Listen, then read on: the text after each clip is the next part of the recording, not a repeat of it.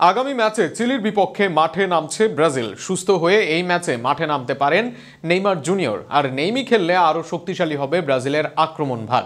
তাছাড়া মিডে ক্যাসিমিরো আশায় বদলেছে দৃশ্য। সব মিলিয়ে চিলির বিপক্ষে ব্রাজিলের ম্যাচ নিয়ে বিস্তারিত থাকছে প্রতিবেদনে।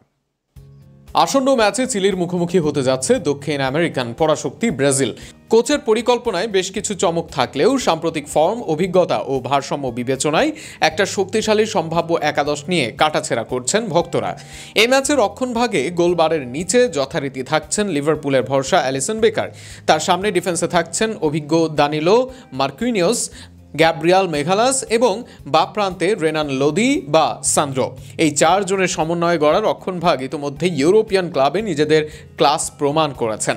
মিডফিল্ডে থাকছেন অভিজ্ঞতার প্রতীক ক্যাসেমিরো। তার সঙ্গে থাকবেন তরুণ ও গতিশীল ব্রুনো গুইমারেজ, যিনি বর্তমানে নিউক্যাসেলে দুর্দান্ত ছন্দে আছেন। এই জুটির মধ্যে একজন বল কন্ট্রোলার, অন্যজন বল উইনার, যা দলের মাঝমাঠকে রক্ষণ ও আক্রমণের মাঝে ভারসাম্য এনে দেবে।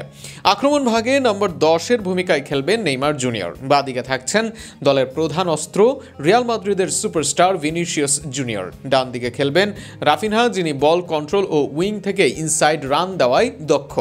মাঝমাঠের একটু সামনে নম্বর 9 হিসেবে থাকছেন ম্যাথিউস কুনহা। অনেক পরিচিত নাম নয়, ফর্মের ভিত্তিতে এটি হতে পারে সবচেয়ে বাস্তবসম্মত ও কার্যকর একটি একাদশ।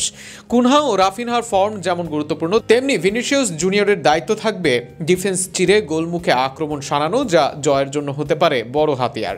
5 তারিখ বিশ্বকাপ বাছাই পর্বে মুখোমুখি হচ্ছে দল দুটি।